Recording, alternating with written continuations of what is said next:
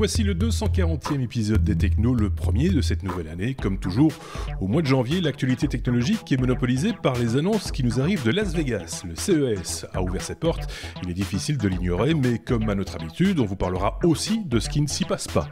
Comme par exemple la gamme de produits domotiques d'IKEA qui prend des boutons, l'impression 3D, c'est le pied, un fabricant de chaussures canadien l'a bien compris. L'interface cerveau-ordinateur et son kit de développement pour le grand public, oui, ça existe, on vous dit tout dans quelques instants à ce sujet. Et par ailleurs, robots, voitures électriques, drones et même patates sont au programme.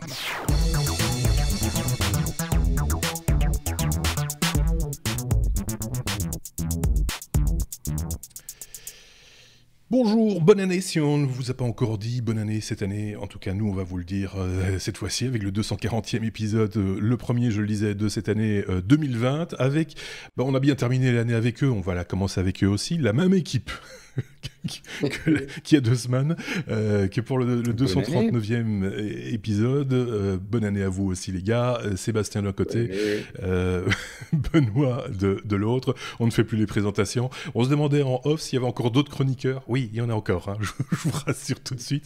Ils arrivent dès la semaine prochaine, évidemment. Et puis on a un nouveau chroniqueur cette année qui débarque parmi nous. On aura l'occasion de vous le présenter un petit peu plus tard, fin janvier, début février, si je ne dis pas de bêtises, si c'est pas avant d'ailleurs.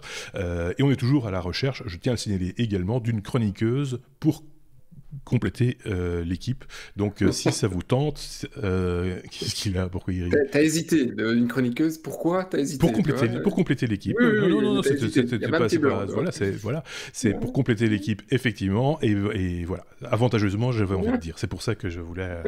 C'est comme ça, qu'est-ce que vous voulez. Donc n'hésitez pas, équipe@lestechno.be, si ça vous tente, si ça vous chante, si vous avez envie de partager avec nous, comme ces 2 gaillards, votre veille technologique hebdomadaire, et donner un petit peu votre opinion aussi sur toutes ces questions, n'hésitez pas à nous rejoindre. Je voulais saluer au passage, la liste est un petit peu longue, donc je l'ai raccourcie, donc je vais certainement pas citer des personnes, mais on pense à vous aussi, ceux qui ont laissé des commentaires, nous ont laissé des vœux, etc.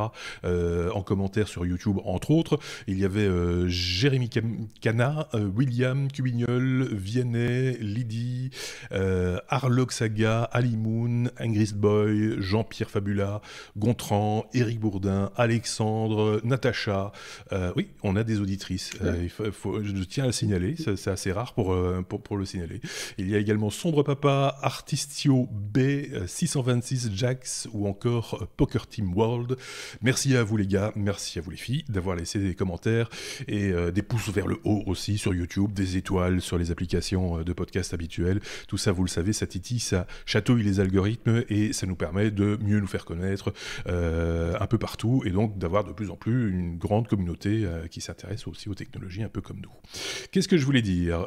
Ça a été, vous n'avez pas trop picolé, pas trop bouffé parce que je sais que Benoît il mange beaucoup puisqu'il prépare beaucoup à manger, il est obligé de manger après, donc il prépare aussi pour les autres, hein, voilà, c'est ça. Bien, c'était bien, c'est juste ce qu'il fallait. C'était sous vide. On s'en rappelle, on en avait parlé la semaine passée. Je vous renvoie. Oui. Mais non, voilà. Ah bon. Donc je vous renvoie à l'épisode 239, là où on vous a parlé de cuisson sous vide avec Benoît, parce que ça aussi, là-dedans aussi, il y a des technologies, évidemment. Je pense qu'on peut y aller, on va passer directement à la première lettre de notre abécédaire classique. La lettre A comme Arduino, parce qu'on en parle d'Arduino au CES cette année, Benoît. De quoi s'agit-il et pourquoi on en parle particulièrement cette année au CES d'ailleurs? On en parle parce qu'ils ont fait une annonce. Ils ont annoncé leur nouvelle gamme Pro qui vise, comme le nom l'indique, les professionnels. Donc Arduino, ce sont ces petits microcontrôleurs qui sont très simples à intégrer et qui s'adressent a priori aux bidouilleurs, aux makers, aux gens qui aiment fabriquer par eux-mêmes et qui marchent bien d'ailleurs, hein, parce que l'Arduino, c'est quand même une plateforme qui forte avec une grosse communauté et beaucoup d'utilisateurs et beaucoup de produits. Et l'idée, ça a été de dire, mais en final, cette plateforme, on la déclinera aussi en version pro. Et ils avaient lancé les poids en sortant, par exemple, en annonçant, parce qu'il n'est pas encore sorti, un éditeur en éditeur pro. Donc, bon, un des gros atouts justement d'Arduino, c'est cet éditeur qui est très simple à utiliser. Et donc, comme ils avaient intégré ils ont annoncé une version pro qui supporte d'autres langages que le langage C++. Je pense que c'est du JavaScript et du Python pour justement toucher un public un peu plus large. Et parallèlement à ça, ils ont également annoncé, donc ici au CES, un nouveau microcontrôleur fondé sur l'architecture ARM Mbed, donc l'architecture d'ARM pour l'Internet des objets, avec deux processeurs à bord, deux processeurs avec des performances un petit peu différentes. Un qui sert à piloter des périphériques qu'on va brancher sur le microcontrôleur, et l'autre qui va tourner des programmes de plus haut niveau, soit du machine learning avec TensorFlow, soit de la connectique au cloud, etc. Donc voilà, c'est ça l'annonce, et c'est pour ça qu'on en parle. Tout à fait. C'était un petit peu étonnant, cette version pro, quelque part. Est-ce que c'était quelque chose d'attendu? Je sais pas, Sébastien, à ton avis, est-ce que c'était quelque chose... Enfin, je sais pas, ça me paraît... Parce qu'on a toujours pensé que c'était un petit peu didactique, l'Arduino, hein. C'était plus pour faire de la modélisation aussi de temps en temps, des choses comme ça. Mais pro, le vocable pro avec Arduino, c'est pas quelque chose d'attendu. Enfin, non, je me trompe. parce que je pense que... Au contraire, excuse-moi, tu passais la parole à Sébastien, mais non, mais je je t'en sur prie. le sujet un instant. Au contraire, quand tu regardes, ça je pense, beaucoup de sens, parce qu'en fait, ils ont trois gros atouts sur ce marché-là. D'abord, ils ont une grosse communauté, et avec le fait de l'arrivée de l'Internet des objets, tu vas avoir beaucoup de sociétés qui vont se dire « je vais avoir besoin d'équipes pour pouvoir réaliser ça ». Et l'atout d'Arduino, c'est pas de faire des microcontrôleurs qui sont très différents. Je veux dire, ils les inventent pas. Ce qu'ils font, c'est qu'ils font de l'emballage. Ils fournissent un bon IDE, ils fournissent des cartes qui sont très simples à mettre en œuvre. Et donc, ça a permis d'avoir une grosse communauté. Et donc, cette grosse communauté, dans leurs arguments, ils disent, voilà, si vous venez chez nous, si vous prenez nos produits, vous allez pouvoir puiser dans notre grosse communauté pour trouver des gens spécialisés, des gens qui pourront mettre en œuvre vos projets. Deuxième atout, c'est ce côté très simple. Ils ont vraiment quelque chose qui est très, très, très simple à mettre en œuvre. Et le troisième atout, c'est leur marque. Ils ont une marque qui est quand même maintenant connue dans ce type de marché. Et évidemment, ce n'est pas une marque grand public, mais ça veut dire que quand les entreprises qui commencent à se dire « tiens, mais on doit faire de l'embarqué parce qu'on est... » Comment est-ce qu'on va faire? Tu fais une recherche, c'est une des premières marques qui sort. Et donc, ça a beaucoup de sens de venir, je pense, avec un produit pour toucher ce marché qui est appelé à grandir, quoi. Sébastien, pour compléter peut-être l'info, puisque je t'avais passé la parole. Oui, moi je suis assez étonné du changement, parce que les premières versions d'Arduino, c'était quelques mégahertz à peine, avec un tout petit processeur qui te permettait pas de faire non plus des énormes trucs. Et donc après, tu as deux communautés, hein, les gars qui veulent faire effectivement de l'embarquer et qui vont rajouter ça sur des périphériques. Et là, un Arduino, c'est parfait. Et puis tu as tous les autres qui sont tous partis sur le Raspberry. Et ici, s'ils reprennent de l'ARM, tu reviens sur quelque chose de plus standard que ce qui était avant, qui est plus facile. Tu as un processeur ARM, tu peux taper d'autres langages, ils peuvent taper plein d'autres choses derrière, c'est plus facile. Mais voilà, oui, c'est un nom. Personnellement, moi, j'ai plus entendu depuis un certain temps, parce que voilà, le Raspberry a plutôt eu tendance à raser une bonne partie du marché.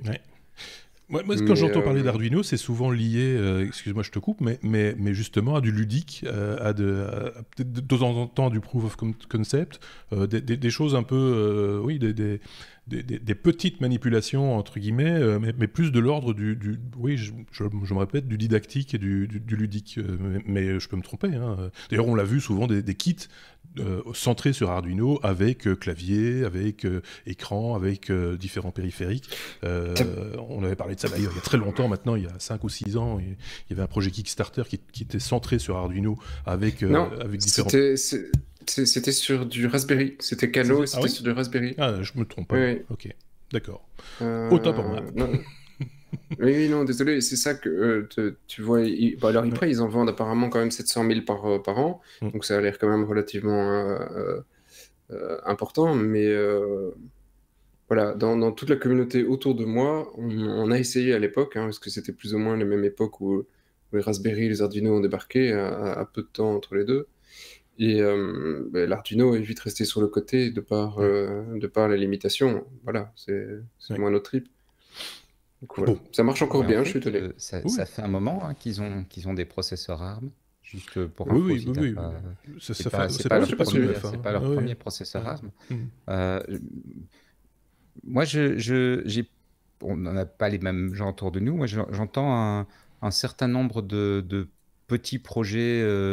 Il y avait récemment un projet, j'ai plus les détails, mais c'était un truc de vélo. Et ils s'en servaient en fait pour faire du suivi sur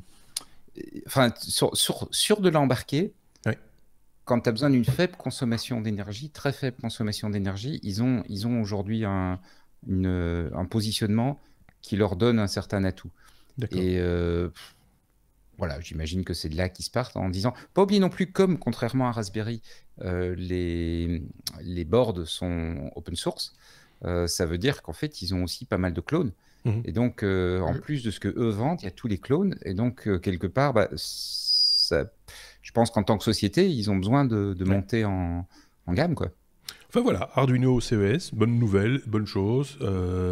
Allez plus loin, hein, n'hésitez pas. D'ailleurs, c'est pour ça qu'on vous met les liens systématiquement sur notre blog lestechno.be, mais également dans la description de la vidéo sur YouTube. Vous pouvez suivre les liens qui ont servi à alimenter cet épisode, comme on le fait d'ailleurs à chaque fois. Merci à vous.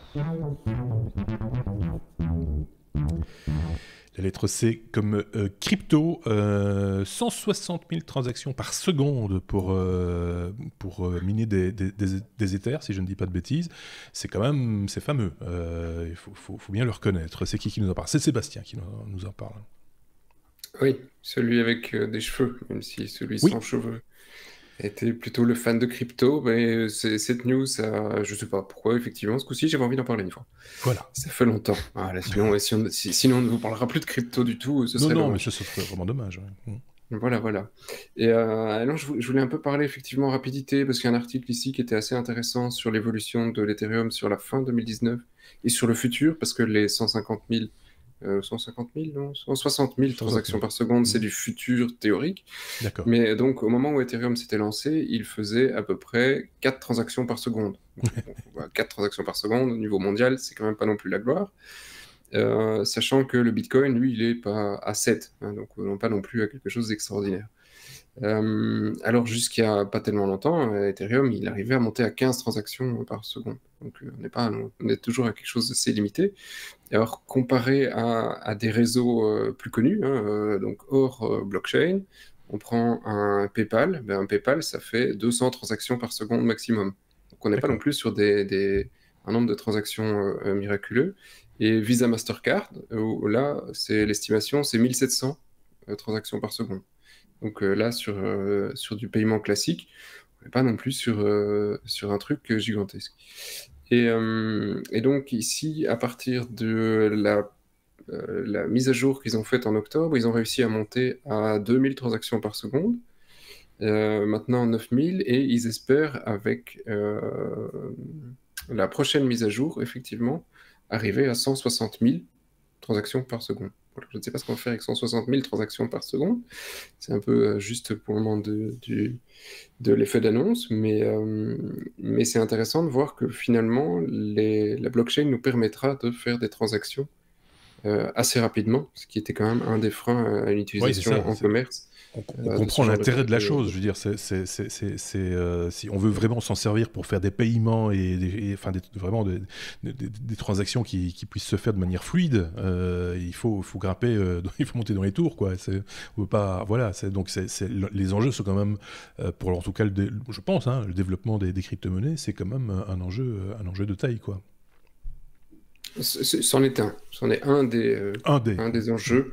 Et celui-là, effectivement, était un des plus importants et un des plus pénibles. Voilà, déjà, avec la vitesse actuelle, ils vont plus rapidement que les réseaux de paiement classiques. Si effectivement, on arrive à du 160 000 transactions, même 100 000 transactions par seconde, hein, faut rester réaliste. Ok, voilà, ça montre qu'on peut aller vers ce genre de technologie pour du paiement et pour plein d'autres choses. Donc voilà, c'est à suivre sur le reste de l'année. C'est pas encore lancé, en tout cas pour les 160 000, mais ça augure quelques trucs sympathiques pour l'année. tout ça évolue à une vitesse justement assez incroyable, parce que c'est vrai que depuis qu'on parle de crypto-monnaie, justement à la faveur de l'arrivée dans l'équipe de l'autre Sébastien, celui qui n'a pas de cheveux et qui ne nous rejoindra malheureusement pas en 2020 parce qu'il a d'autres objectifs pour son année 2020, c'est bien dommage, mais on reste en contact avec lui évidemment, mais depuis qu'on en parle, ça rien déjà qu'entre le moment où on a commencé à en parler avec lui et aujourd'hui, il s'est passé quand même une quantité phénoménale d'avancées de choses, c'est quand même, voilà, ça va très très vite dans ce domaine, et on comprend pourquoi Sébastien se focalise sur ce domaine-là, parce que ça demande vraiment toute son attention, c'est un peu son métier, hein, de parler de crypto-monnaie, de développer autour de ça, etc. Donc on comprend qu'il se focalise sur ça, et qu'il doit en même temps prendre un petit peu ses distances par rapport au podcast de manière générale. Donc voilà. Je sais pas si Benoît voulait rajouter un truc par rapport aux crypto-monnaies de manière générale, ou à cette info-là en particulier. Non, Non, effectivement, je trouvais l'info intéressante. Je suis content que Seb l'arrête. Voilà, donc on passe à la suite. Alors je pensais que c'était pas une information CES pour changer, parce que on est noyé sous les informations émanant du CES, évidemment. Et évidemment, c'est lié quelque part un petit peu au CES que Ikea communique sur un nouveau produit dont nous parle, je ne sais pas lequel, parce que j'ai pas ma conduite sous les yeux. C'est Benoît ou c'est Sébastien ? C'est toi, Benoît, qui nous parle de boutons. Voilà, c'est un petit bouton. On va pas en parler pendant des heures parce que c'est juste un petit bouton. C'est le bouton Trattfri, si je le prononce correctement, mon suédois n'étant pas ma langue principale. Et l'idée, c'est un petit bouton qu'on installe où on veut. Quand on appuie sur le bouton, il ressemble aux interrupteurs d'ailleurs, mais quand on appuie sur le bouton, ça fait pas un interrupteur au sens où ça n'allume pas une lampe. Ça prévient l'application Home d'IKEA que, attention, il faut lancer une série d'actions. Donc l'intérêt par rapport au bête interrupteur, c'est que tu vas pouvoir lancer une série d'actions. Donc par exemple, allumer ta lampe connectée Ikea, mais peut-être aussi relever ton store, parce qu'ils viennent de lancer également des nouveaux stores qui se relèvent, qui se rabaissent tout seuls et qui sont contrôlés à distance. Donc je pense que Ikea, c'est du Zigbee. Et donc l'idée, c'est de dire on a un petit bouton comme ça. L'intérêt et la raison pour laquelle je voulais en parler, c'est qu'IKEA, c'est pas cher. Généralement, donc pour qui veut essayer ce genre de choses, faire un petit peu de domotique, etc., c'est une solution relativement bon marché, puisque ce bouton, ils vont le vendre 8 €. Enfin, on n'a pas encore le prix final, mais dans les quelques pays où il est arrivé en vente, il est autour des 8 €. Donc c'est pas excessif, quoi. Ça fait un peu penser au bouton Dash d'Amazon, mais qui a lancé une commande, une commande de poudre à lessiver, etc. Ici, ça lance des commandes, mais des commandes pour allumer la lumière, etc. Donc, c'est un peu... je voyais Sébastien se faisait, à mon avis, la même réflexion au même instant. Ce que j'aime bien dans l'idée, c'est le bouton, il est quelque part, il est universel, mais si tu veux savoir à quoi il sert, il faut coller un petit sticker dessus. Tu vois, je trouve ça rigolo. Ou avoir une bonne mémoire. Hein. Ou avoir une bonne mémoire. Le quatrième bouton en partant de la gauche, c'est le volet. Le cinquième bouton, c'est... Ceci dit, tu parlais des volets. Je fais une petite parenthèse. Je recherchais sur leur site internet belge les volets roulants domotiques. Je les ai pas retrouvés. Non, parce que c'est les annonces. Donc les produits sont pas encore dans tous les pays. D'accord. Parce qu'ils ont eu des stores. Ils ont eu des stores à enrouleurs qui étaient électriques et ils sont sortis du catalogue. Enfin voilà, je dis ça. Alors on a parlé cuisine. Par les stores connectés. On a parlé cuisine, on parle store, on parle pourquoi pas, effectivement. Il faut se diversifier, mon vieux. Je suis sûr tant qu'on y est. Tu vois. Ah Écoute, justement, je propose qu'on passe à la lettre suivante, parce que c'était une petite annonce, mais c'est sympa, ce petit truc, et c'est pas cher en plus, c'est vrai, il faut reconnaître. Il faut la centrale quand même, hein, déjà. Non, alors oui. De ce que j'ai compris, il te faut l'application sur le téléphone pour que le bouton fonctionne. Ouais. Mais après, effectivement, pour que ton téléphone puisse reparler avec les objets, là, tu as besoin d'un pont. Oui, le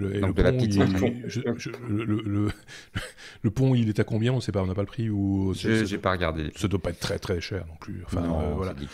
Affaire à suivre. C'est bien qu'une marque comme ça se propose des produits domotiques. Ça va peut-être imposer aux autres aussi l'idée d'aller par là, enfin d'autres magasins, entre guillemets, de proposer des produits qui vont dans ce sens-là aussi. Allez, on passe à la suite. I comme impression 3D. Oui, on parle souvent impression 3D, petit, grand format, on a parlé de maisons construites par imprimante 3D. Ici, il s'agit de chaussures imprimées en 3D. Quand on vous avait dit qu'on pouvait parler de tout, on peut parler de chaussures, Sébastien. Ouais. Et c'est pas du tout le sujet du podcast, mais je trouvais ça. Enfin, en fait, quand j'ai vu le sujet, je me dis c'est génial en fait. Et on va enfin arriver à quelque chose, peut-être pas tout de suite, peut-être pas cette année, mais où l'impression 3D va pouvoir nous permettre au jour le jour, à Monsieur Tout le Monde, de profiter de quelque chose. Alors après, aujourd'hui, on l'utilise beaucoup, nous, au bureau, pour réparer des trucs, pour bidouiller, pour imprimer, donc, enfin, pour faire des objets. On s'amuse beaucoup avec ça, mais voilà, Monsieur Tout le Monde, l'impression 3D, bah, ça reste encore un petit peu quelque chose d'anecdotique. Demain, enfin ici c'est aujourd'hui, hein, c'est pas demain, mais Native Shoes, donc c'est un fabricant canadien, a travaillé avec le MIT pour pouvoir imprimer des chaussures sur mesure en caoutchouc. Alors c'est voilà, c'est un genre de caoutchouc. Je suis pas sûr que ce soit caoutchouc liquide, je suis pas sûr que ce soit ultra confortable. Tu dois transpirer à mort dans le truc. Ouais. Ça, c'est une autre problématique. Mais sur le concept, voilà, tu prends la mesure de ton pied, tu imprimes ta godasse un petit peu comme tu le veux, et c'est ta godasse pour toi, pour ton pied. Ouais. Donc, voilà, c'est aujourd'hui, quand tu vas chercher des godasses, tu as toujours un problème, il n'est pas assez large, pas assez long. Enfin, pour avoir quelque chose dans lequel tu te sens bien, c'est pas évident. Ouais. Et puis, il y a des gens qui ont beaucoup de problèmes pour trouver des godasses à la taille de leurs pieds. Hein. Oui, et en plus, j'ai envie de dire que ça peut-être aussi suppléer à un autre truc que certains ont besoin pour pouvoir avoir une marche. Les semelles orthopédiques, ouais. On peut peut-être imaginer d'imprimer des chaussures directement avec la semelle orthopédique, enfin directement à son pied, en fonction de sa morphologie, quoi. C'est plutôt pas mal. Enfin, pour peu qu'il y ait une recommandation médicale derrière, parce que c'est peut être dangereux pour les lombaires. Enfin, on peut se faire très très mal au dos quand on n'a pas les bonnes chaussures. Oui, mais ici, c'est toute une question de technologie. Si tu as un tool pour pouvoir scanner ton pied et qui te propose en conséquence, bah voilà. Bon, alors après, le scan de pied ne suffit pas en général pour te dire tu vas prendre des semelles, parce que tu dois marcher, c'est suivant la marche, suivant comment tu poses ton pied et comment tu te tiens, qu'on va te dire tu as besoin ou pas de semelles. Oui, c'est pour ça que la recommandation médicale resterait quand même de mise, mais ça permettrait quand même d'avoir sa semelle plus rapidement. Et puis, voilà, enfin, moi je trouverais ça plutôt sympa. Si c'était oui, alors il faut 2 heures ici pour t'imprimer ta paire de pompes. Donc 2 heures, je trouve ça très acceptable pour avoir une paire de pompes qui te va comme un gant. Bon, ça doit être quand même pas très confortable. Hein. Pour ceux qui n'ont pas eu l'image, ça a l'air de... Et alors, c'est pas méga esthétique. Enfin, voilà. Ouais, c'est de la pantoufle, quoi. Ou de la chaussure, enfin, c'est du mocassin. Ça fait un peu genre latex, c'est un peu SM, tu vois. Oui, tu vois, ça pourrait, ça pourrait compléter avantageusement une combinaison complète. Alors, faut pas rêver, c'est pas avec nos imprimantes maison qu'on va pouvoir faire ça, c'est pas avec le petit fil qui fait fondre, c'est dans des packs de flotte dans lesquels il faut imprimer. Enfin, voilà, donc il y a tout un système, ça sera pas demain chez nous. Mais je trouve l'idée assez géniale. Je connaissais d'ailleurs pas la technique de ce caoutchouc liquide dans un bain, effectivement. Enfin, c'est très particulier. Mais bon, en même temps, des imprimantes 3D, il n'y en a pas qu'un seul modèle. Hein. Il y en a avec plein de matériaux différents. Donc, on imagine que ça pourrait aussi se faire avec d'autres matériaux, quoi. Donc voilà. Native Shoes, société canadienne. Donc, notez-le quelque part. C'est déjà sur le commerce ou c'est juste un projet?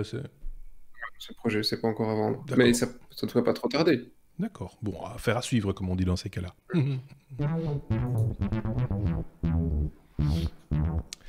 La lettre P, comme photo. Avec Benoît, on parle soit de cuisine, soit de photo. La photo, c'est sa première passion, j'ai envie de dire. Hein. Enfin, en tout cas, en tant que blogueur et podcasteur, rappelons-le, tu étais au début des podcasts il y a très très longtemps, il y a presque il y a 15 ans, quelque chose comme ça, si je dis pas de bêtises, avec un podcast qui s'appelait Déclencheur et dans lequel tu parlais. C'est un peu moins, mais Ouais, le ou podcast dans en ces lui-même a eaux-là, 15 ans. plus de, Donc, plus de 10 ans, ouais. ouais. Plus Donc, de 10 ans, oh là là. ça s'appelait On Déclencheur, vieillit. tu donnais des conseils photos à tout le monde et c'était super sympa. Moi, ça continue à me manquer, sache-le. Mais heureusement, quand tu passes par chez nous, dans un épisode des Technos, tu nous rapportes aussi quand même quelques infos photographiques et ça, c'est bien. Voilà. Et donc là, c'est pour parler des annonces CES, Oui. où cette année, le CES remet l'accent sur le réflexe. Avec tant Nikon que Canon, pratiquement les deux dernières marques qui produisent encore des réflexes, Oui. qui viennent d'annoncer chacune un boîtier. Donc chez Nikon, c'est le D780, qui est le nouveau moyen de gamme qui s'adresse à un public de passionnés photo.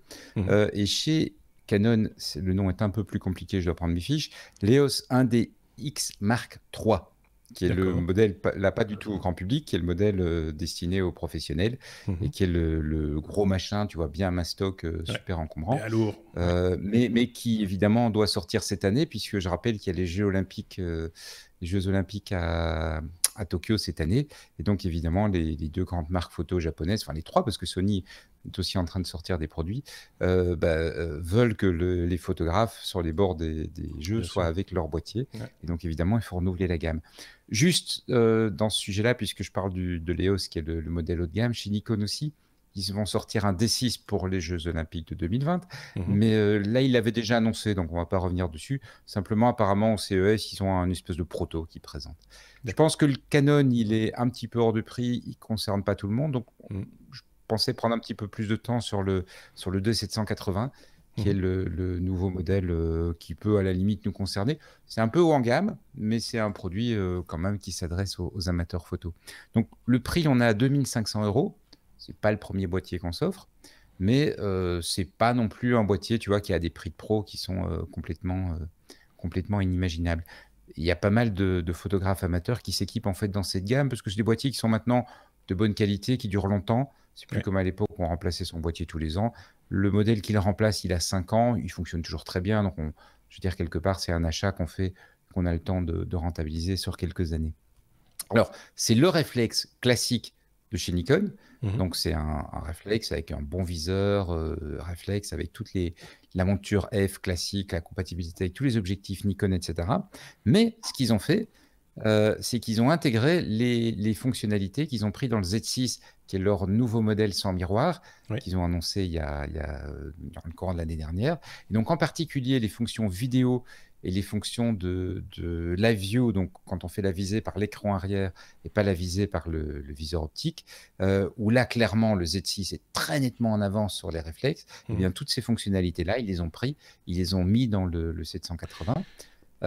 L'autre chose qu'ils ont également intégré, c'est un certain nombre d'améliorations en matière d'autofocus. C'était déjà un très bon autofocus pour un boîtier non pro, mais ils ont repris des fonctionnalités des boîtiers plus haut de gamme et les ont intégrées pour vraiment arriver à un réflexe qui se veut très attractif quelque part pour tenir la rampe face au boîtier sans miroir.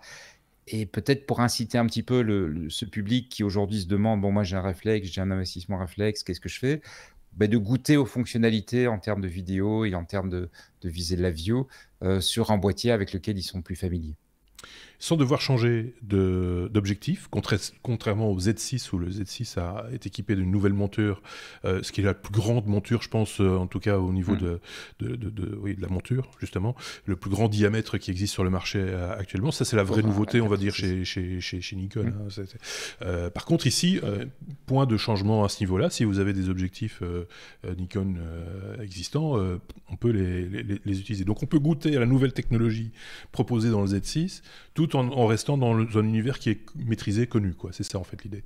C'est ça. À mon avis, c'est ça un petit peu l'idée. Et puis, c'est aussi sans doute de rentabiliser toute la R&D qu'ils ont fait sur le Z6 en sortant un deuxième boîtier et donc en pouvant un boîtier qui est sur un marché où ils savent qu'ils vont écouler des boîtiers, qu'ils vont vendre, un marché sur lequel ils savent qu'ils vont faire de la marge, alors que le sans miroir, c'est encore un petit peu un marché où ils doivent s'installer, donc ils doivent encore un peu trouver leur marge. Ils sont pas sûrs qu'ils vont atteindre les ventes qu'ils veulent. Donc quelque part, c'est aussi une manière, je suppose, de diviser les risques en deux. Ouais. C'est pas donné quand même. Hein. Quoique c'est boîtier nu de 2000 €. Non, combien tu disais? 2005, boîtier nu. D'accord. Maintenant, ça c'est le prix sorti. Il va baisser. C'est un Bien boîtier sûr. qui va sans doute rester au catalogue quelques années et dont le prix va sans doute s'adapter au fil du temps. Parce que par rapport au Z6, ça reste encore... Enfin, c'est dans les mêmes tranches de prix, si je dis pas de bêtises. Enfin, j'ai pas les prix du Z6 en tête, mais on est pas sur très des très loin. boîtiers haut de gamme pour les amateurs et néanmoins d'une qualité et autres qui les rendent utilisables par un photographe pro. Peut-être pas pour les domaines où on est le plus demandant comme le sport, mais pour pas mal de sujets, ce sont des boîtiers qui marchent très bien, quoi. Des gros boîtiers qui coûtent cher, voilà, vraiment pour les passionnés de photographie, hein, quasiment les pros, comme tu le disais, les semi-pros, quoi, en gros, voilà. Sinon, il y a toute une autre gamme d'appareils dont on a déjà parlé avec toi par le passé, et je pense qu'on en reparlera encore à l'occasion de différentes sorties. On est sorti d'un salon de la photo, on va bientôt y arriver. Non, le salon de la photo de Paris, il est passé, je pense, puisqu'ils ont présenté le Z6 à cette occasion-là. Donc, est-ce qu'il y a une Kina cette année? Je ne sais plus. je ne saurais pas vous dire. Mais en fait, quelque part, tu vois, les fabricants de matériel photo sont sortis des salons photo pour leurs annonces, globalement. À la dernière Photokina, tu as plusieurs grandes marques qui ont dit qu'elles ne viendraient tout simplement pas. Alors que la Photokina, il y a encore 4-5 ans, c'était la foire de la photo, où on présentait les nouveaux matériels, etc. Comment dire, les blogs, la distribution en ligne, les médias sociaux, etc. ont complètement changé la donne. Et aussi la contraction très forte du marché, hein, parce qu'on vend beaucoup moins de boîtiers photos, beaucoup plus de photos, mais avec des téléphones et donc sans faire des ventes pour les fabricants de matériel. Et du coup, le marché s'est contracté de façon énorme. C'est vrai que tu as raison, c'est que c'est peut-être de l'argent mieux investi pour eux de s'allier à quelques bons youtubeurs très spécialisés, mais ayant une grosse communauté, que d'aller sur un salon finalement, parce qu'ils vont toucher directement le public qui vise. Hein, finalement, c'est des gens qui ont envie aussi de s'exposer. Et YouTube, c'est quand même une vitrine pour celui qui fait de la vidéo, qui reste quand même la vitrine la plus importante. Hein, il faut bien le dire, quoi. C'est clair. Donc pour le public qui connaît déjà le produit, c'est clair que de toute façon, il va chercher pas mal d'infos à ce niveau-là, ou chez son vendeur dans des clubs, etc. Et pour le public qui ne connaît pas la photo, un salon comme le CES est beaucoup plus intéressant pour eux. Enfin, qui ne connaît pas la photo. Tout le monde connaît la photo, mais je veux dire qu'il n'est pas passionné de photo. Un salon comme le CES, un salon grand public, est beaucoup plus intéressant pour eux. Donc voilà, on aura parlé photo, mais on n'a pas fini, je pense, de parler photo dans cet épisode 240. P comme photo. J'annonce comme une grande nouveauté. Et cette fois-ci, on va parler de quelque chose dont tu nous avais déjà évoqué l'existence, mais là maintenant, ça y est, c'est fait. Il existe un flash pour iPhone. Tout à fait. Donc il y a 15 jours, quand on s'est vu avant les fêtes de fin d'année, avant les fêtes de fin d'année, je vous avais dit, tiens, Apple vient d'annoncer aux fabricants MFI, donc Made for iPhone, le programme des fabricants de matériel qui ont du matériel qui connecte sur l'iPhone, la possibilité de brancher un flash sur la prise Lightning. Et 2 semaines après, Anker donc est une boîte d'électronique un peu grand public comme ça, a dévoilé le premier flash LED dont ils annoncent qu'il est 4 fois plus puissant que le flash intégré à l'iPhone. Donc c'est pas entre guillemets un vrai flash photo au sens où c'est un flash à LED et pas un flash avec un tube au Xéon, je me trompe toujours. Xéon, donc c'est une technologie qui est moins consommatrice en énergie, mais qui donne quand même beaucoup moins de lumière, mais c'est quand même 4 fois plus lumineux que le flash intégré de l'iPhone. Donc ça veut dire 4 fois plus lumineux qu'on va aller 2 fois plus loin en fait avec son flash. Parce qu'il y a le carré de la distance, machin, etc. Donc 4 fois plus, ça fait que... Et donc on peut l'accessoiriser aussi pour le rendre un peu plus tamisé, on va dire ça comme ça, par une petite bonnette en plastique en caoutchouc blanc. Une petite bonnette, mais qui ne va pas avoir un effet énorme à mon avis. Hein. Non. Le machin fonctionne sur une batterie rechargeable. Truc assez amusant, il ne se recharge pas par le port Lightning. Donc il faut le charger séparément, mais ils ont mis un port Lightning pour le recharger. Donc tu utilises le câble que tu utilises pour recharger ton iPhone. Non mais c'est pas bête, j'ai une batterie portable qui a le même principe. Tu la recharges avec un câble Lightning et donc ça t'évite d'avoir à transporter un câble USB pour recharger un périphérique Lightning. Quoi. Est-ce qu'on peut faire un Donc l'idée est pas bête. Attention, ça ne fonctionne. Brancher le chargeur sur le projecteur, enfin sur le flash sur l'iPhone, est-ce que ça recharge l'iPhone ? Non. Ah zut. Non. Mais attention que Mauvaise je vais pioche. quand même donner une dernière info, ce flash ne fonctionne qu'avec les iPhone 11, donc la D'accord. dernière génération. Ok. Bon, on sait pour quelle raison. C'est juste applicatif ou c'est voilà, c'est un Ça fait snobisme. partie de la spécification qu'Apple a donnée, hein. Donc D'accord. Ok. c'est à partir de la 11 qu'ils ont intégré ça. Est-ce que dans le module photo, ils ont... Parce que pour que l'appareil puisse se synchroniser correctement avec le flash, il faut que le module photo soit...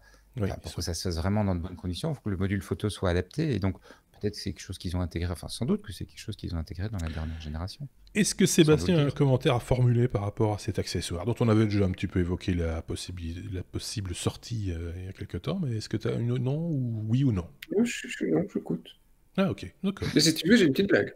Ah Est-ce que je mets un petit jingle blague ou C'est quand on parle photo, et tu vois, c'est justement ma plus petite, 7 ans, hein, pour ceux qui ne suivent pas, m'a parlé, c'était hier, midi, une petite blague sur la photo. Il disait, Papa, tu connais le comble pour un photographe? Je dis, non. Il dit, c'est d'aller chez la manucure. Donc tu restes un peu bien, il dit, t'es sûr de ta blague? T'es sûr que c'est pas plutôt, il a des pellicules? Il dit, ah oui, c'est ça, mais de toute façon, j'avais pas compris. J'adore parce qu'il raconte une blague qui a échoué, presque en échouant. C'est bien, hein. C'est mignon, c'est vrai, mignon. c'est plutôt rigolo. On passe à la suite. La lettre S comme Samsung, évidemment, un fabricant omniprésent au CES, vous en doutez, avec plein de trucs. On ne peut pas vous parler de tout dans cet épisode, évidemment. D'ailleurs, c'est pas notre ambition. Mais Sébastien a épinglé 2-3 petits trucs qui sortent un tout petit peu des sentiers battus et qui valent sans doute la peine d'être mis en évidence, Sébastien. Oui. Donc pour Samsung, j'en ai 2. Ici, le premier, c'est Bali, ou Boli, ou je sais pas comment on va l'appeler, mais un truc comme ça. Ballot. Et un truc, oui. Eh ben, c'est ça, c'est une grosse balle de tennis, hein, pour ceux qui n'ont pas l'image et qui n'ont pas vu le truc. C'est une grosse balle, ils ont poussé le vis à la mettre toute jaune, hein, donc ça ressemble vraiment à une balle de tennis, avec 2 petites lignes, donc voilà, on pousse un petit peu plus loin. Et ça ressemble, grosso modo, allez, inspiré de Sphero, hein, le petit truc de Star Wars. Et donc, cette petite balle, c'est un petit concentré d'intelligence artificielle à la Samsung, et ils ont quelques trucs qui arrivent dans le milieu. C'est assez intéressant de voir comme ils shiftent un peu, parce que d'habitude, le CES, on a des milliards de télés, ils ont présenté des télés, mais on a plein d'autres produits enfin de la marque ici aussi, et c'est l'intelligence artificielle prend une grande part de leurs annonces. Et ce petit truc, en fait, si on regarde la vidéo, c'est assez amusant, la vidéo, il faudra voir la pratique. C'est censé vous suivre dans votre maison et vous aider à vous réveiller, à ouvrir les stores, à allumer la télé quand il faut, à mettre la musique, à machin, à faire des photos, à lancer l'aspirateur s'il a détecté qu'il y avait des crasses par terre, etc., etc. Donc c'est votre assistant personnel qui se promène à côté de vous. Et c'est là que c'est drôle sur la vidéo, c'est qu'il se promène vraiment derrière vous, hein, il vous suit. Ça, c'est comme un petit chien. Une balle, tu recules, tu glisses. Une petite balle. Non, en fait, la balle, c'est un peu comme s'ils avaient coupé une balle de tennis en deux et qu'ils avaient pris les 2 sphères et qu'au milieu, ils avaient rajouté l'appareil photo, genre d'appareil photo objectif qui vous suit et qui fait des photos. Et les deux extrémités tournent, mais par contre, le milieu reste fixe, comme ça, il voit bien, il vous regarde bien. Donc voilà, pour le moment, il n'y a pas de prix, il n'y a pas réellement de spécification sur le truc, il n'y a pas de date de sortie, il y a juste un gros effet d'annonce et des vidéos sympathiques sur ce sur quoi travaille Samsung. Voilà, donc on ne sait pas encore. Donc pour le moment, c'est surtout un effet d'annonce, mais le truc a l'air assez sympathique. Ma foi, si c'est pas très cher, ça peut être un gadget assez drôle dans la maison. Par contre, on n'a pas dit...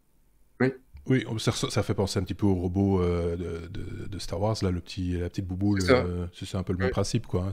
Voilà. Sauf que là, il y a quand même un peu d'intelligence derrière et ça vous suit, quoi. Donc c'est quand même bizarre d'avoir fait... C'est censé vous aider. Oui. D'habitude, ce que tu disais, ça vous suit comme un petit chien. Mais je pense que le petit chien va suivre la baballe aussi. Hein. Oui, mais dans les vidéos, il y a le petit chien qui joue avec la baballe, mais voilà, se fait. pour le moment, ils ont l'air copains, mais dans la vidéo. Mais c'est un petit chien, il n'avait pas la gueule assez grande. Oui, c'est ça, t'imagines un Doberman ou quoi, l'intelligence artificielle, crunch. Oups. Il y a un mot de fuite. Oui. Ça peut, voilà, je sais pas combien ça coûte, on sait pas combien ça coûte. On sait pas quand, on sait pas quoi, mais regardez la vidéo, honnêtement, c'est tout mignon. Voilà, ouais. c'est tout mignon. Là, je sais pas pourquoi la vidéo est en mode privé. Oui, malheureusement. Mais ça se retrouve facilement sur... Ouais, j'imagine qu'on va le retrouver d'ailleurs sur toutes les chaînes de télévision. On va signaler au passage, c'est vrai que souvent, ce qu'on retient du CES, c'est ce qu'on montre sur les chaînes de télévision, etc. Et souvent, ce sont ce genre d'annonces-là, parce que voilà, c'est ça qui sort un peu de l'ordinaire. On s'est fait un petit peu avoir aussi par ce genre d'annonces. Il y en a d'autres, par exemple. Hein. Toujours chez Samsung d'ailleurs, et celles-là, elles font un petit peu plus flipper, si on réfléchit un petit peu. Oui, alors on va donner ce qu'on a comme info sur le truc, parce que là aussi, Samsung a fait pas mal d'annonces et ils ont joué un peu, et je trouve qu'ils étaient pas mal cette fois-ci par rapport à d'habitude sur le spoiler sans en dire trop pour créer un petit peu le buzz. Ça a marché pendant quelques jours sur ce projet, parce qu'ils avaient publié un site et ils avaient caché les vidéos dans le site. Mais cachés, ils étaient juste en commentaire, donc déjà les gars ont commencé à gratter, ils ont vu les vidéos, on se dit oui, ok, ils annoncent un truc d'intelligence artificielle, c'est des vidéos d'un homme qui parle, c'est quoi leur truc, ils ont racheté une boîte qui leur permet de faire des modélisations d'humains sur voilà, totalement artificiel, et donc est-ce que c'est ça? Et donc finalement oui, c'est ça, c'est le principe, c'est de pouvoir réussir à créer des humains de toutes pièces. Alors ceux dans la vidéo, c'est encore un peu inspiré de certains ingénieurs et donc de personnes réelles derrière, mais c'est réellement de créer un humain qui n'existe pas du tout, d'en avoir une représentation qui est très fidèle à la réalité et qui permet d'afficher des émotions. Je te coupe 2 secondes. Ce qu'on voit là, enfin ce que ceux qui ont la vidéo viennent de voir... C'est des images générées, oui. C'est pas des vrais gens. Non, c'est des images générées, mais les images générées ici, sur les personnes que tu vois sur ces premières vidéos, donc lui en l'occurrence, c'est une personne réelle qui a été modélisée, donc c'est pas 100%, lui n'est pas 100% généré, mais le but de ces technos, c'est vraiment de pouvoir générer une personne à 100% et dire ok, bah, tu veux un homme d'1m80, blanc, yeux bleus, machin, tout ce que tu veux, et tu veux qu'il soit en train de sourire, tu veux parler avec lui, tu veux, et c'est selon Samsung plus d'1 millier de sourires différents qu'il est capable, suivant pour afficher des émotions. Donc voilà, on est très proche, et c'est là que ça devient un peu plus flippant. Il faut voir jusqu'où ils vont proposer cette technologie. On est très proche du deepfake, parce que quand tu regardes ça, quelle est la différence entre un acteur réel? C'est très difficile. Donc voilà. C'est le but en premier lieu, hein, vous n'aurez pas ça directement dans votre salon, bien qu'il faudra certainement pas attendre très longtemps pour que Samsung, vu l'engouement sur le projet, réussisse à mettre ça dans votre téléphone ou dans votre salon.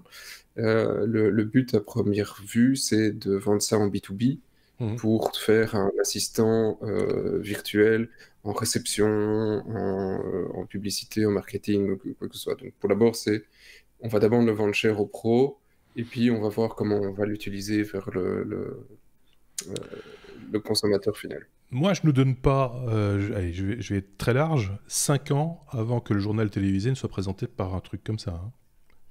Oui, c'est la première action, tu te dis, les acteurs ont un problème. Ah oui, non, mais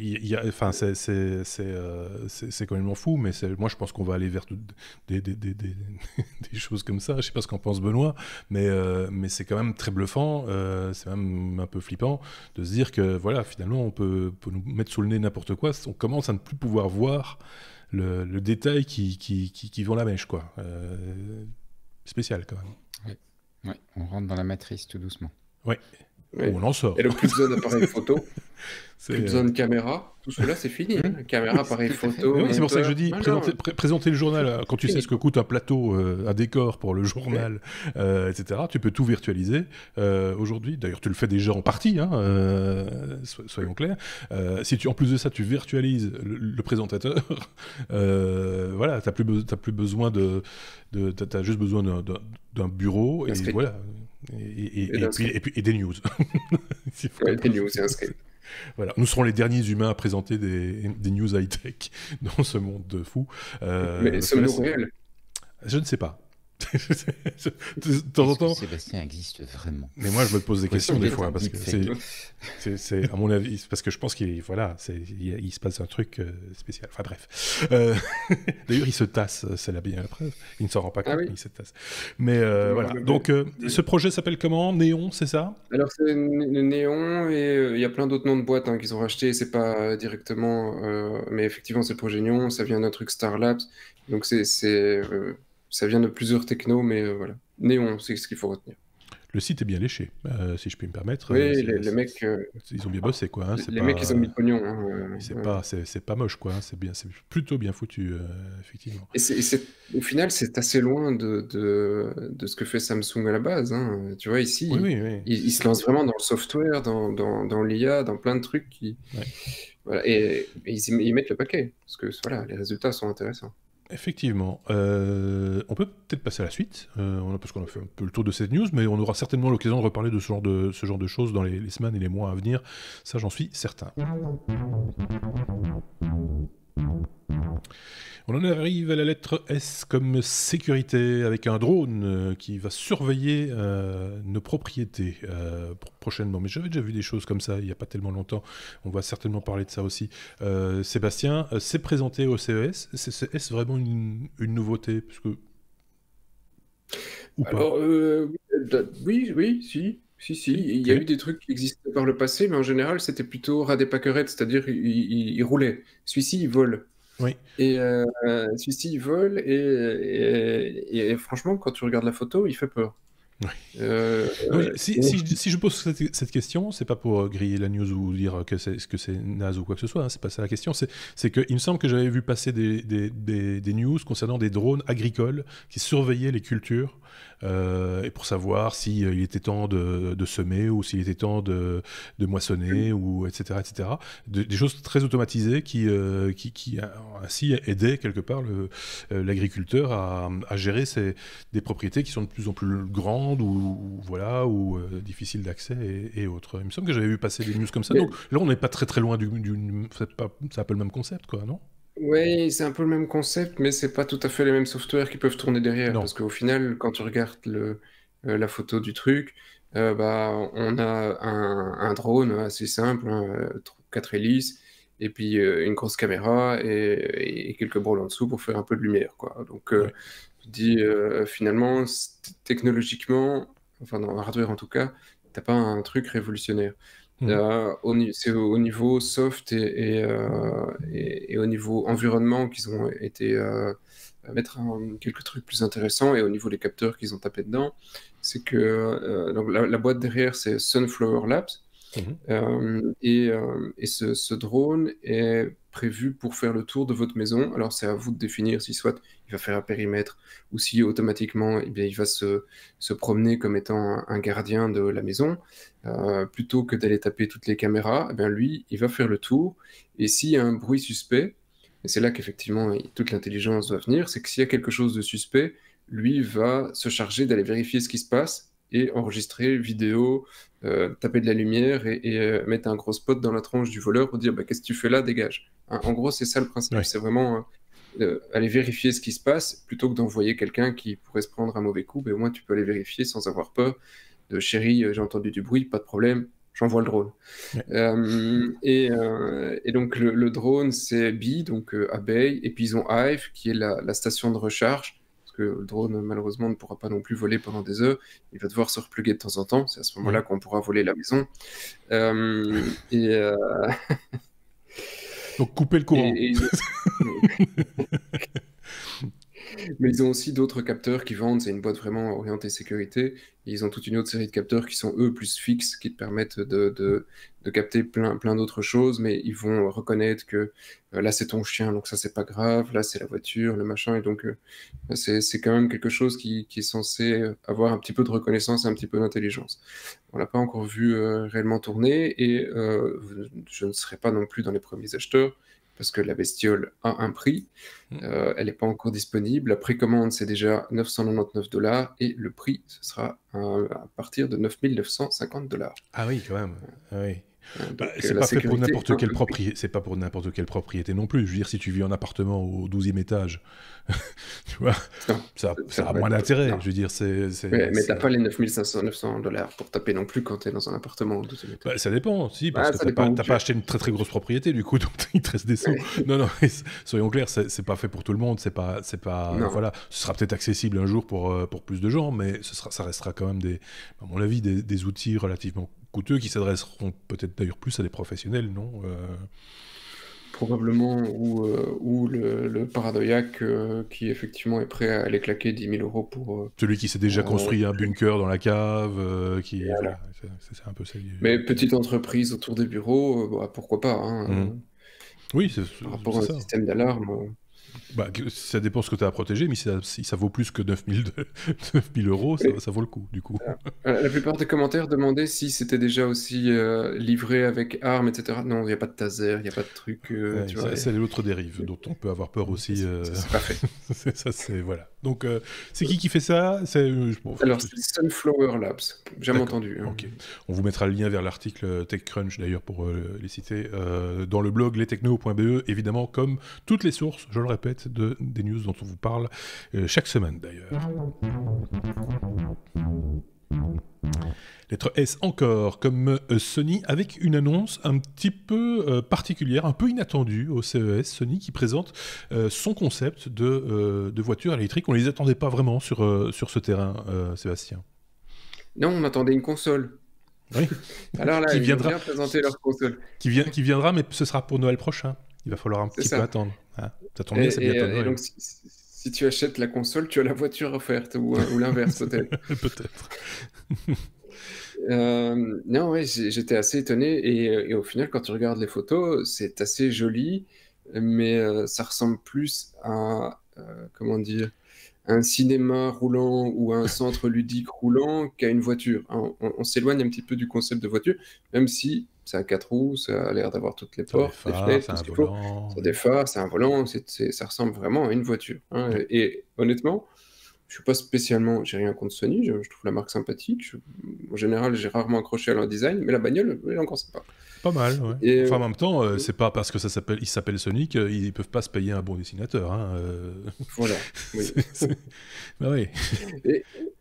Et donc, voilà, c'est la marque est plutôt orientée technologie. On va retrouver Sony, ils font du smartphone à la console, aux télé, etc. Et c'est lui qui se lance dans la voiture. Et quand tu regardes, c'est pas totalement stupide. Parce que quand tu regardes la voiture aujourd'hui, à part les quelques morceaux qui ont été cherchés chez d'autres constructeurs, ils n'ont pas tout fait eux-mêmes.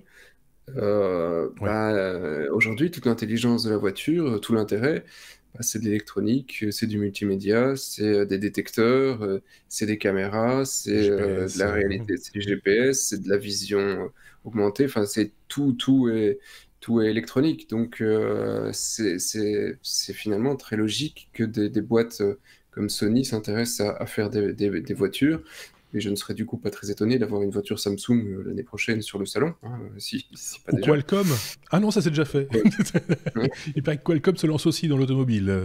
J'ai vu passer une news là-dessus. On aura certainement l'occasion d'en reparler dans un prochain épisode, parce qu'on ne peut pas parler de tout non plus. Mais c'est pas les seuls à sortir un petit peu de leur sphère de compétences pour proposer des voitures. C'est la nouvelle mode, quelque part, comme faire des podcasts. Oui, donc alors il y a tous les capteurs qu'on veut, il y a du lidar, il y a des caméras pour détecter les obstacles, il y a des senseurs pour détecter les personnes à l'intérieur et à l'extérieur de la voiture, mais aussi à l'intérieur pour adapter tout ce qui est multimédia. Enfin, il y a une pléthore de trucs pour démontrer la capacité de Sony à faire quelque chose. Ça a vraiment l'air topissime. De nouveau, c'est comme sur les autres marques, c'est un effet d'annonce, la voiture n'est pas en vente, la voiture n'a pas de prix. Et on n'est même pas sûr que Sony la vendra un jour. C'est vraiment juste aujourd'hui une preuve technologique, un concept car de, vous voyez, ça c'est ce qu'on sait faire avec notre technologie. On les y attendait pas et voilà, la surprise est là, c'est pas mal. C'est le salon de l'auto à Bruxelles qui s'ouvre Déjà ce soir, je pense, pour la presse. Peut-être qu'il y aura des annonces, on ne sait pas, on verra. Si c'est le cas, on en parlera la semaine prochaine, éventuellement. Parce que la voiture, on sent maintenant qu'il y a un véritable enjeu de ce côté-là, en tout cas quand il s'agit de voitures autonomes, d'une part, et puis de voitures électriques et de nouveaux modes de conduite et de consommation, etc. Il y a des enjeux économiques derrière aussi, hein, sans doute. Peut-être plus économique que technologique d'ailleurs, j'ai l'impression, avis personnel, mais donc voilà, chacun s'y met un petit peu, affaire à suivre s'il y a une suite à cette affaire, j'ai envie de dire, hein, on n'en sait rien finalement. Un truc à rajouter pour votre défense? Non, pas de... Et c'est encore Sébastien qui tient le... le crachoir. Hein, avec une news, ça, de temps en temps, il nous amène du transhumanisme dans ces épisodes. La lettre T, transhumanisme, un nouveau kit qui serait apparemment abordable, qui permettrait de faire une interface entre le cerveau et la machine. Ah, ça te titille, hein? Et donc le transhumanisme n'a rien de sexuel, soyons d'accord, c'est le fait d'augmenter l'être humain avec de la technologie pour lui apporter de nouvelles capacités d'une manière ou d'une autre, soit de vivre plus longtemps, soit une meilleure vue, soit machin. Donc voilà, ça c'est le principe. On ne sait jamais que quelqu'un... Ça fait longtemps qu'on n'en avait plus parlé. Et donc ce petit truc, je pense que c'était une boîte française, je suis plus sûr maintenant, mais donc c'est NextMind qui a fait... C'est une boîte d'une dizaine de personnes et qui a fait je ne sais même pas comment décrire ce truc, c'est genre un casque un genre de casque. Pas vraiment un genre de casque, oui, un casque audio, effectivement, un peu ça. Et il y a, je pense, 8 électrodes qui vont te taper sur la petite tête pour aller surveiller ce qui se passe dans ton cerveau. Donc c'est toi qui le mets, hein, gentiment, tu le mets simplement sur la tête, c'est à l'arrière, tu l'accroches à l'arrière de la tête. Et grâce à ces petites électrodes, eh bien, il va pouvoir commencer à enregistrer ce qui se passe dans ton cerveau. Alors, on ne parle pas aujourd'hui d'aller voir exactement l'image à laquelle tu penses, hein, pas les clés, mais il permet déjà d'aller détecter un petit peu comme le Toby faisait, je ne sais pas si vous vous souvenez, les trucs d'eye tracking pour savoir où tu regardais sur un écran. Oui. Eh bien, c'est un peu le même principe ici. Ils vont savoir regarder où tu regardes plus ou moins sur l'écran et l'intention que tu as. Et donc, il y a la vidéo de démo montre effectivement une personne réelle. Ici, la vidéo qu'on vous montre, c'est un mannequin pour la démo, mais il y a des démos réelles. C'est pas juste un effet d'annonce ici, le produit existe réellement, où donc le gars a le casque sur l'arrière du crâne, il a une télé et il y a une série de boutons pour changer de chaîne, pour augmenter le volume. Il se concentre simplement sur l'action qu'il a envie de faire et ça le fait. Oui. Donc il ne parle pas, il ne regarde pas spécialement, il ne bouge pas, il fait juste que penser à l'action et ça se passe. Alors aujourd'hui, le casque ne fonctionne que si effectivement tu as toujours les yeux ouverts, parce qu'ils ont encore un peu de mal à détecter autrement, mais le principe à court terme, c'est que ça pourrait le faire même si tu ne regardes pas, mais que tu penses juste au fait de voir le bouton et d'appuyer sur le bouton, tu vois. Donc ils essayent d'aller assez loin. Aujourd'hui, donc c'est assez... Il y a déjà moyen de faire quelques trucs avec, c'est pas encore très développé, et le premier device qui est à vendre ici, c'est un casque à destination des développeurs pour voir qu'est-ce qu'on peut en faire. Qu'est-ce qu'on peut en faire, qu'est-ce qu'il y a comme usage qu'on peut en sortir, et comment on peut améliorer la technologie qui est dedans pour pouvoir les faire, que ce soit quelque chose que monsieur tout le monde puisse utiliser demain, ou que ça puisse aider le corps médical, ou que sais-je. C'est pas hors de prix, c'est $399. Pour ce genre de technologie, un dev kit, 400, dans les 400 €, c'est très loin d'être hors de prix, et ce sera livré au deuxième trimestre de l'année. Donc c'est demain. Les devices sont prêts, et probablement qu'il faut juste maintenant plus que les emballer pour les envoyer. Donc je trouve ça assez génial, et pour moi, je ne pense pas que les mecs étaient au CES, mais c'est ma news préférée de la semaine, honnêtement. J'allais dire, c'est tout le contraire de Kinect, mais pour faire la même chose. Tu vois ce que je veux dire? Le but, c'est une interface homme-machine. Sauf que ici, il faut pas bouger. Alors que Kinect, il fallait Juste bouger. conseil. Voilà. Oui, mais quand tu imagines à moyen terme la révolution, alors pour nous, on se dit, ok, mettre ça sur l'arrière de ton crâne pour monter le volume de ta télé, faut peut-être pas déconner non plus, mais un des fondateurs, c'est un prof en neurosciences, et son intérêt aussi, c'est pas juste de faire quelque chose de commercial, c'est d'utiliser ça chez des gens qui n'ont pas la Bien capacité sûr.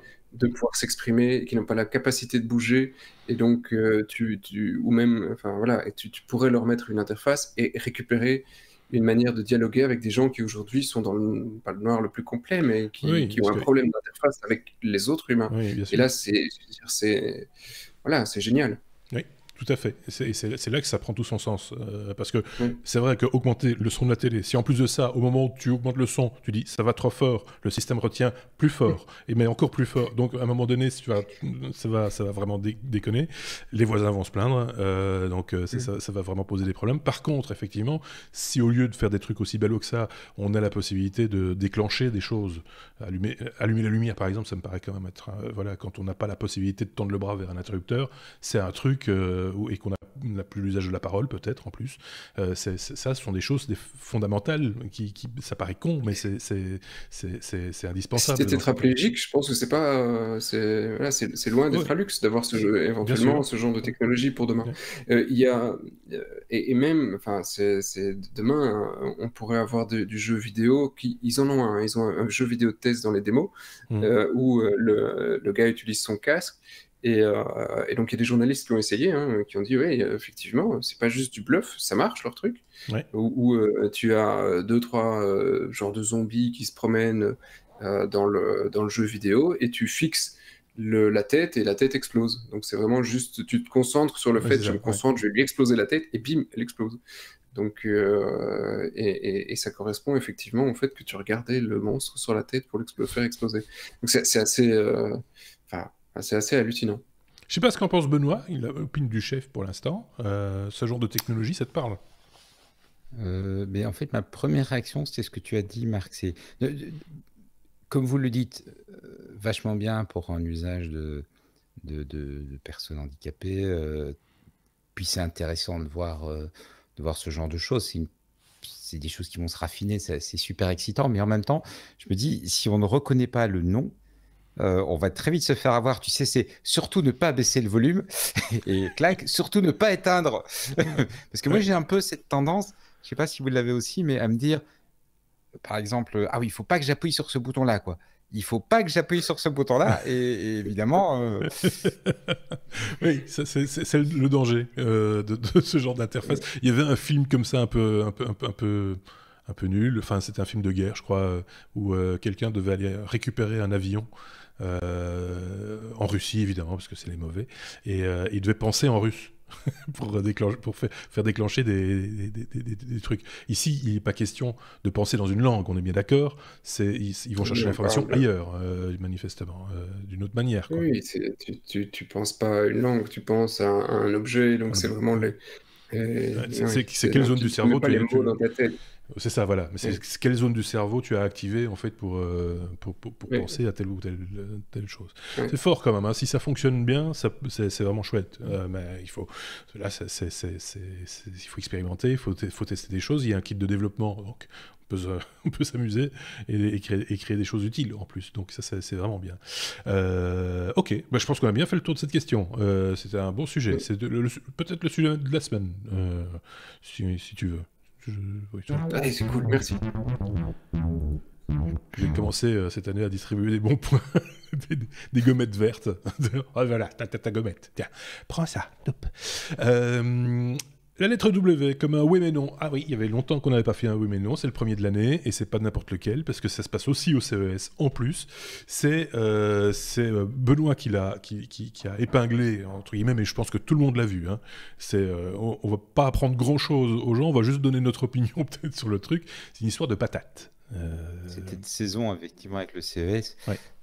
Donc quand même pour ceux qui n'ont pas vu, de quoi s'agit-il? C'est la première patate connectée. Ouais. Et donc l'idée c'est un capteur Bluetooth qu'on installe dans la patate et qui va permettre de poser des questions à la patate via une application sur ton téléphone, et la patate répond avec, évidemment, l'intelligence d'une patate. Donc, les réponses sont sans doute de très, très grande qualité. Le truc qui est un petit peu amusant enfin, bien fait, intéressant dans le machin plutôt, c'est le fait que le capteur, enfin, l'émetteur Bluetooth est alimenté apparemment par la patate elle-même. Donc, si vous vous souvenez de ces kits, ces gamins où on branchait, et puis ça, dans un citron, l'acidité de la patate, ça faisait ben, c'est le même principe pour alimenter le petit machin Bluetooth. Donc, l'idée est quand même un petit peu marrante. Donc, c'est évidemment quelque part un gag, c'est un Français qui a fait ça, qui voulait attirer sans doute l'attention sur le fait qu'on a quand même, avec l'Internet des objets, beaucoup d'annonces un petit peu à la con. Et donc, mais il a fait ça vraiment, je trouve, super bien. Il a monté le petit gadget, il a fait une petite vidéo vraiment léchée autour du truc. Il a postulé au CES en disant, voilà, j'ai ce produit connecté, je voudrais un stand. Il a reçu un stand. Alors, il y a quelques personnes qui disent que, quelque part, le CES s'est fait piéger, mais je ne pense pas qu'ils se sont fait piéger. Eux, leur boulot, c'est de vendre des stands. Il y a un mec qui est prêt à payer pour faire une blague. Ils sont très contents, hein. Ça ne les dérange pas, quelque part. Ils ont vendu un stand. Et en plus, si ça fait un peu de buzz, et ça fait un peu de buzz, donc c'est bien. Mais l'idée est très rigolo, je trouve, très bien réalisée. Et donc, voilà. C'était le nom de sa startup, c'est drôle aussi, c'est BPZ pour Bac plus 0. Je trouve que ça manque pas d'humour. Comment il s'appelle? Nicolas Baldec. Il a un compte Twitter. Vous pourrez suivre ses aventures éventuellement. C'est une opération, comme ils disent ici, à $4000 quand même. Hein.